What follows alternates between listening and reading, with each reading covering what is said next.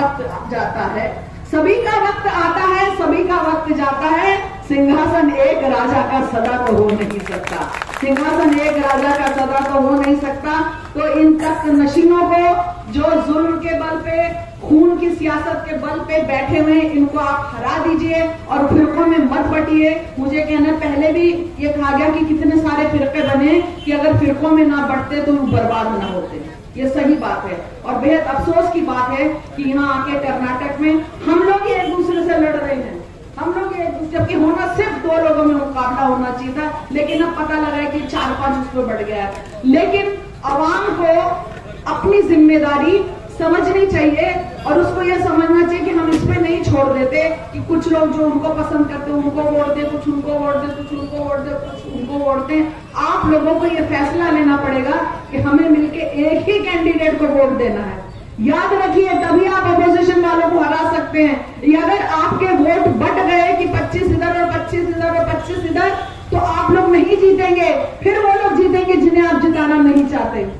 इस बात को समझिए और थोड़ा सा हिम्मत, हौसले से काम करके एक औरत पर यकीन कीजिए। और मुझे कहना है कि सोचना नहीं, लड़ना हो तो लड़ जाने का हौसला चाहिए, चट्टान से टकराने का, ठीक है? सोचने का नहीं, लड़ना हो तो लड़ जाने का हौसला चाहिए, चट्टान से टकराने का। जब न जीना तेरे बस में है न मरना बस में, हक बयानी से भला काहे को घबराने का, हक बयानी से भला काहे को घबराने का। तू सिकंदर है, कलंदर है, बला से मेरी, हमसे किबला जरा इज्जत से ही बतियाने का। और कब तक हाथ में पत्थर को लिए घूमोगे, पास दुश्मन के जरा फूल भी भिजवाने का। तो मुझे कहना है कि जो दूसरे कैंडिडेट्स हैं, आप उनको दरकिनार कीजिए। कमरुल इस्लाम साहब के लिए मैंने बहुत कुछ सुना है, कनीज फातिमा साहब से मेरे बहुत पुराने ताल्लुकात हैं और मैं एक औरत की कद्र करती हूँ। और अगर उनमें हिम्मत नहीं होती, मैं एक बात बोली, अगर उनमें हिम्मत नहीं होती तो क्या वो निकलकर बाहर आती? क्या वो इलेक्शन में खड़ी होती? वो घर में बैठ जाती। तो आपको हम पे भरोसा करना पड़ेगा। और मुझे पूरी तरह से यकीन है कि एक औरत ही एक औरत के दर्द को अच्छे तरीके से समझ सकती है। ये आप इस बात को जहन नशीन कर लीजिए कि एक औरत के दर्द को एक औरत अच्छी तरह से समझ सकती है और मर्दों के दर्द को भी औरत अच्छी तरह से समझ सकती है। मर्द चाहे समझे ना समझे, वो बेहतर अच्छी तरह से समझ सकती है। मैं आप लोगों से इस अपील के साथ, क्योंकि दूसरी जगह भी जाना है, ज्यादा नहीं, सिर्फ इन चंद अल्फाज को जहन में रखिएगा कि हमको क्यों हटाना जरूरी है। अच्छा, कितनी देर खींचना? ओके, ठीक है। तो मैं ये कहना चाहूंगी कि मेरी एक नज्म मैंने कहने की कोशिश की है और सिर्फ इस वजह से समझ लीजिए कि हमको, हालांकि शायरा के तौर पे नहीं आई हूं, लेकिन हम अपने अल्फाज के जरिए है जो बात आप तक पहुंचाते हैं। तो हमको ये चाहिए जो मैं अपने अल्फाज के जरिए आप तक पहुंचा रही हूँ, और आप मेरी बात से मुत्तफिक हो तो साथ दीजिएगा। जो हमारा हिंदुस्तान सोने की चिड़िया हुआ करता था, जहां हम सब मिलजुल के रहते थे, वहां डाइट्स पर मौजूद आप सबकी, हम सबकी हरदिल अजीज लता हयात मैडम और तमाम मेहमान खुसूसी, मेरे सामने बैठे मेरी बहनों भाइयों, अस्सलाम वालेकुम व रहमतुल्लाहि व बरकातहू। आप लोग, आप देख रहे हैं आपका ड्रेस कितना है जी।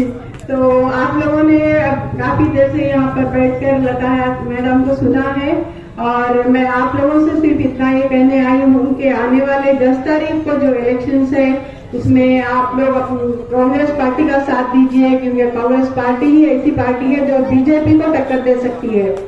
हमारी टक्कर बीजेपी से है। बीजेपी हर वक्त दूसरी किसी पार्टी का सहारा लेकर इलेक्शन लड़ती है। अल्हम्दुलिल्लाह इस बार MIM ने कैंडिडेट नहीं दिया तो वो और कुछ दूसरी पार्टी और एक पार्टी के सहारा लेकर इलेक्शन लड़ रही है और आपस में हम सबको लड़ा रही है।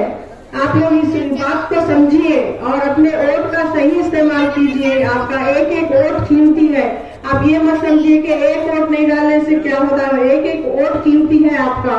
इसीलिए अगर आप लोग बाहर 10 तारीख को सुबह जल्दी निकलकर अपने वोट का इस्तेमाल कर रहे हैं तो ये मेरी नहीं, आप सबकी जीत है। हर इंसान की ये जीत है, नॉर्थ के हर मेंबर की जीत है। ये सिर्फ मेरी जीत नहीं है। ये हमको ये सीट बचाना है, क्योंकि कमरुल इस्लाम साहब ने इस सीट को बड़ी मेहनतों से और बड़ी मशक्कतों के साथ सबको मुत्तहिद रखकर उन्होंने कभी हिंदू मुस्लिम नहीं किया, सबको लेकर चलते थे वो। तो इसीलिए मैं भी यही चाहती हूँ कि ये लोग बीजेपी आकर यहाँ पर हमको आपस में लड़ा रही है, हमको आपस में लड़ना नहीं है। हम इंशाल्लाह पहले भी मिलजुल कर रहते थे, आइंदा भी आने वाले दिनों में हम मिलजुल कर रहेंगे और ये सीट को हम बचाने के लिए सब मिलकर कोशिश करना है। ये मेरा इलेक्शन नहीं है, आप लोग ये समझ लीजिए कि हर फर्द का इलेक्शन नहीं। आप लोग, मैं आप लोगों से इसीलिए कह रही हूँ, सब लोग यही बार बार यही कह रहे हैं, जो भी बाहर से भी आ रहे हैं, यहाँ के भी मुखर्रीन जो भी है, यही कह रहे हैं कि ये सीट बचाना है। तो आप लोग मुत्तहिद रहिए, जिस तरह कमरुल इस्लाम साहब ने आपको 40 साल मुत्तहिद रखा और लास्ट इलेक्शन में आप लोगों ने 2018 में, मैं 1 महीना पहले आई थी इलेक्शन लड़ने के लिए, उसके बावजूद आप लोगों ने मेरा सपोर्ट किया, मेरा साथ दिया। इस बार तो मैं पिछले 5 साल से आप लोगों के बीच में हूँ और आप लोगों के काम भी करते आ रही हूँ। आने वाले दिनों में इंशाल्लाह कांग्रेस गवर्नमेंट आएंगी तो और भी हमारे बहुत सारे मसले हल हो सकते हैं, क्योंकि बीजेपी ने, आपने देखा कि बीजेपी के जो एमएलए हैं उनके एरिया में ज्यादा डेवलपमेंट करी है और कांग्रेस के एमएलए को फंड में कमी करी है बहुत ज्यादा। तो इंशाल्लाह आने वाले दिनों में जब कांग्रेस पार्टी पावर में आएंगी तो हम फ्री हैंड रहेंगे, हम और अच्छे से काम कर सकेंगे। अब आपका ये जो 24/7 का काम, 24/7 का भी काम शुरू हो चुका है। जिस तरह जो कमरुल इस्लाम साहब का बहुत बड़ा काम है, जरीना खौफ है ये, तो ये भी शुरू हुआ है। आने वाले दिनों में अगर आप मुझे जिता कर लाते हैं तो इसकी ओपनिंग भी मैं की हूँ इंशाल्लाह ताला। फिर से जब ये पानी का मसला हमारा खत्म हो जाएगा, 24 घंटे आप लोगों के घरों में पानी आएगा, तो वो भी मेरे हाथ से हो सकता है इंशाल्लाह ताला। और आप लोगों ने देखा कि बीजेपी का जो एजेंडा है उसमें मैनिफेस्टो जो है बीजेपी का, उसमें यूनिफॉर्म सिविल कोड लाने का वादा करे हैं वो लोग और सीए एनआरसी फिर से लाने का वादा किए हैं। और जो मदरसे है हमारे, जो जिसमें हमको बच्चों को तालीम दी जाती है, दीनी तालीम दी जाती है, वो बंद करने का वादा किए हैं। तो हम सबको इस बात की होशियार रहना चाहिए हम लोगों को। और आप अपने आईडी कार्ड किसी को मत दीजिए, अगर कोई मांगने आ रहा है आपके पास तो आप पुलिस कंप्लेन कीजिए। अगर कोई आपके पास आके मांग रहा है आईडी कार्ड तो आप लोग आईडी कार्ड अपने संभाल के रखिए। इंशाल्लाह 10 तारीख को निकल के आपको कांग्रेस पार्टी को वोट देना है। कांग्रेस पार्टी को जिता के लाने के बाद ही इंशाल्लाह आने वाले 5 साल हमारे लिए सुकून से, आराम से गुजरेंगे। इसलिए मैं आप लोगों से फिर एक बार यही गुजारिश करती हूँ कि आप लोग सब यहाँ पर समझदार है। कमरुल इस्लाम की आवाम जो है, कमरुल इस्लाम के जो वोटर्स हैं वो बहुत होशियार है, समझदार है।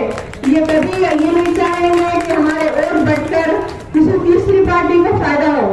बीजेपी को हमको रोकना है तो हम मुत्तहिद होकर एक ही पार्टी को वोट देना है।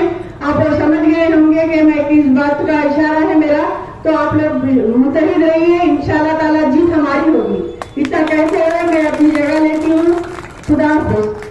आपके सामने और एक बात रखना चाहता हूं, ये अपनी हार को बौखलाकर आज मेरे पर भी केस डाल चुके हो।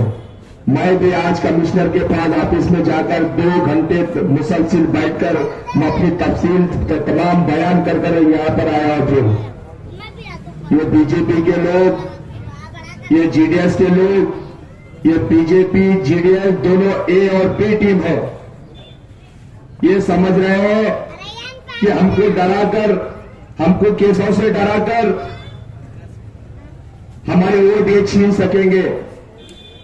ये गुलबर्गा नॉर्थ अलहज डॉक्टर मरहूम कमरुल इस्लाम की कॉन्स्टिट्यूंसी है। ये यहां पर कमरुल इस्लाम साहब जाते जाते यहां के हर लेडीज को, यहां के हर बुजुर्ग को, यहां के बढ़ते हुए हर बच्चे को ये बताकर गया है कि मेरे गुलबर्गा के वासियों, अगर तुम डर जाओगे मौत से पहले मरोगे।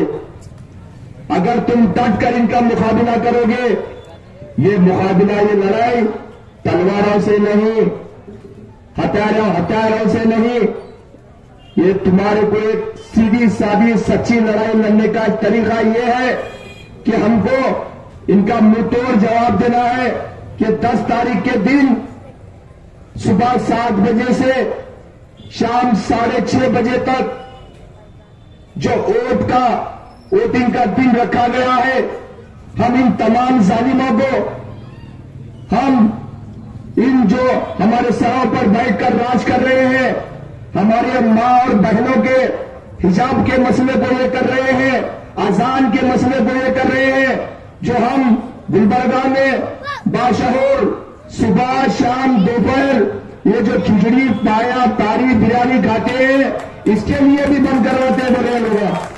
हाँ, अरे ये गुलबर्गा शहर खमरुल इस्लाम का 50 साल अपनी जिंदगी का बनाया एक बहुत बेहतरीन कॉन्स्टिट्यूंसी है, इसको तुम लोग क्या बंद करवाएंगे? ये अजान, ये नमाज, ये इबादतें फिरौन ने बंद कर सका, ये तुम लोग चंद महीने के मुख्तसर लोग क्या बंद कराएंगे तुम लोग?